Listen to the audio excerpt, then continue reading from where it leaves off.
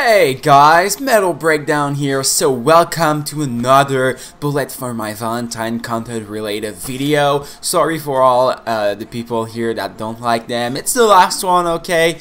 But I'm making this video today because I wanted to do it for a while. So ranking from worst to best, episode 9 with Bullet for My Valentine, and this is the perfect timing since they have a new album, and I did not make it like over a year ago because I just didn't know in which order I would rank them. But I thought a lot about that. We listened to almost all the albums and all the songs today, so now I'm pretty sure that my ranking is accurate of what I think. So it will be a lot of fun, and really fucking interesting to see where Gravity will rank in all of this. So yeah guys, let's fucking do this for the 9th episode of this series, ranking from worst to best with Bullet for My Valentine.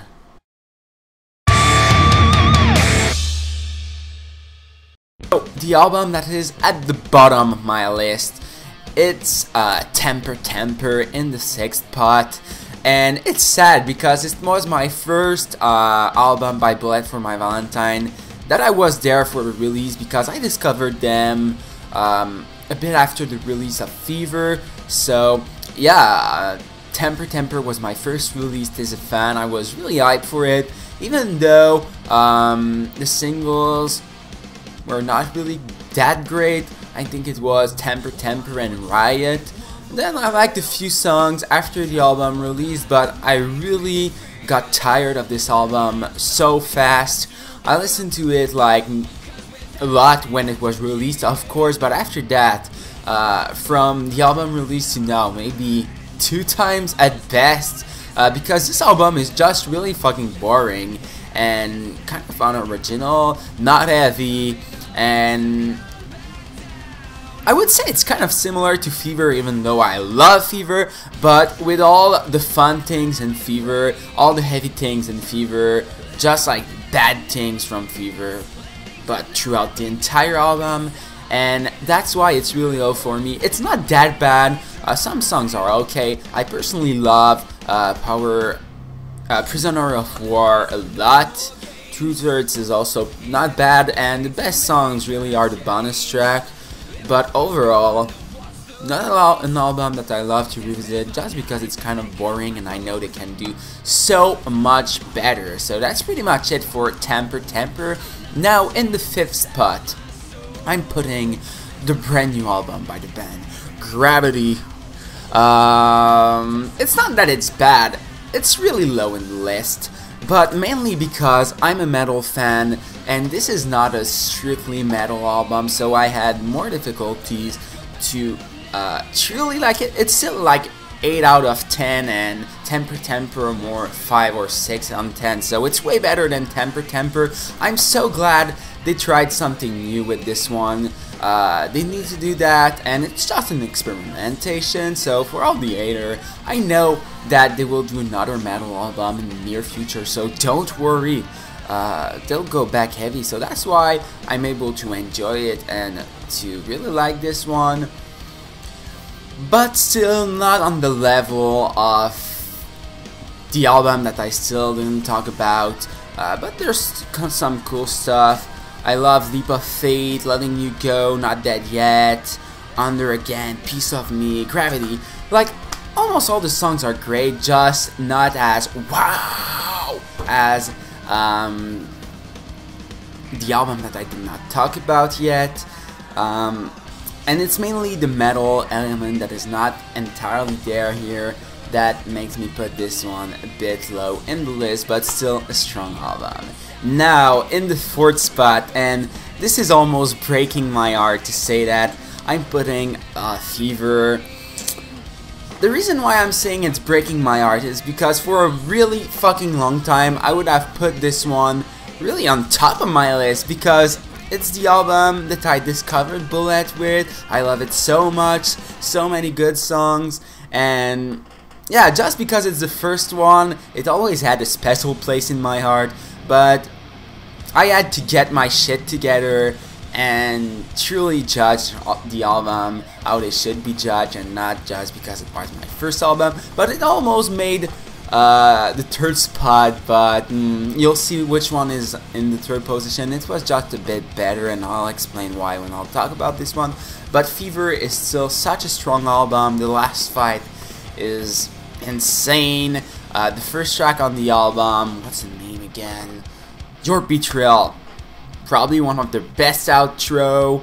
I also love Dignity a lot. I know a lot, it's not a really famous song among the Bullet community, but Dignity is one of my favorite. Alone, one of the best lyrics ever. Just a super cool album.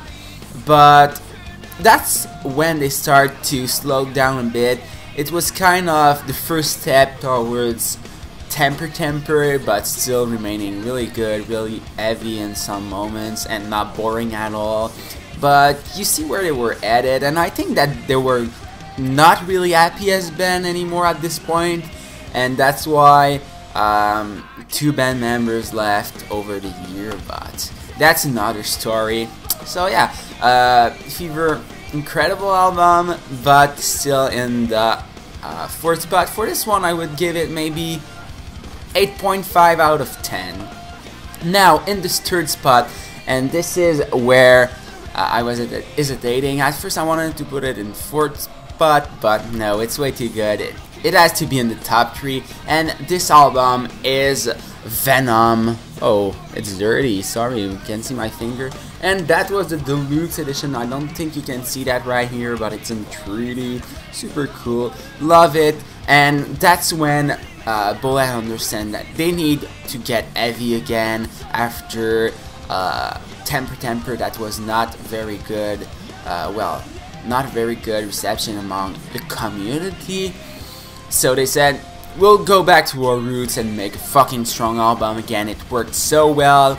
The trashiness of Army of Noise, the riff, like the speed of it is incredible. I also love a lot Broken and Paria, which are probably my favorite songs on this album, but the harder the heart breaks, they were real good. Also loved You Wanna Battle, Years of War as a single. It works really well as a big live song. And a lot of people really love No Way Out. It's a great song, I really like it, but it's really not one of my favorite of the album, maybe even one of my least favorite. But this album, I listen to it a lot, still listen to it a lot to this day.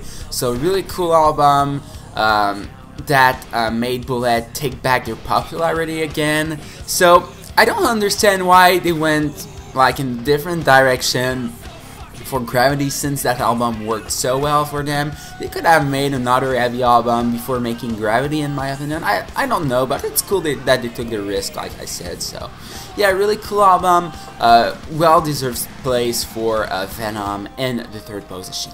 Now, in the 2nd place, I went with the album The Poison, the first album by the band.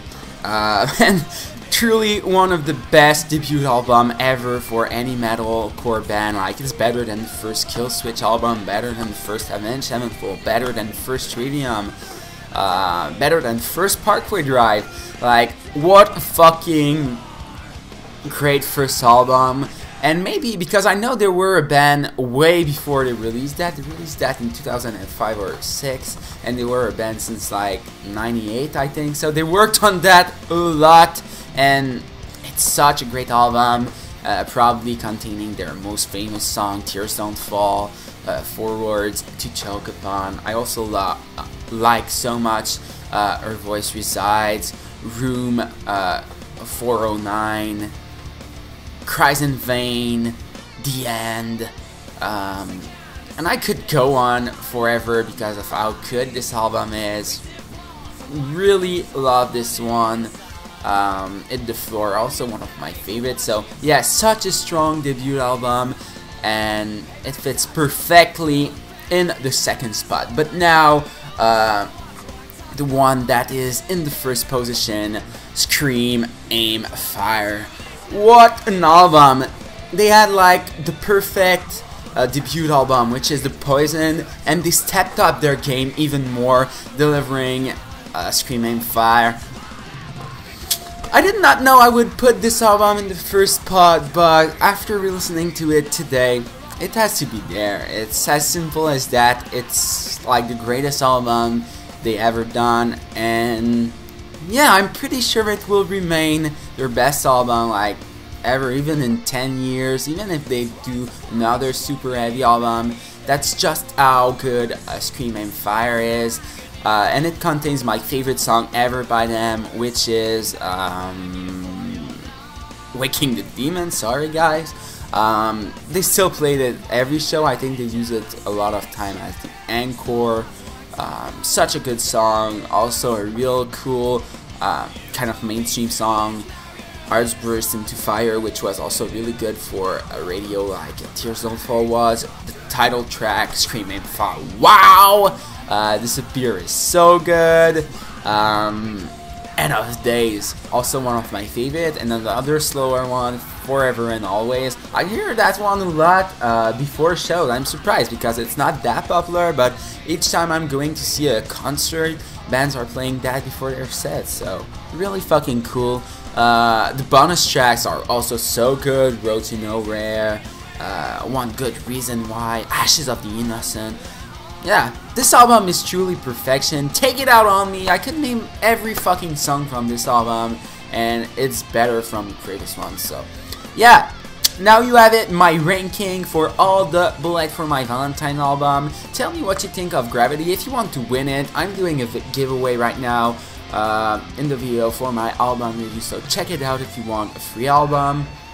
And tell me your ranking for the Bullet for My Valentine album. It will be really cool to discuss with you about it in the comment section. And one last thing, it's not really related to the subject of this video, but you probably noticed that Bullet for My Valentine changed their logo for the last two albums, and this is probably a thing that I would not have changed. The original logo that they used on the first 4 album was so cool, so please bring it back. Trivium did the same thing recently. Come on, keep the OG logo, we love that. Anyway guys, this is my ranking. Thanks a lot for watching, I truly appreciate it. Take care, and I'll see you all later.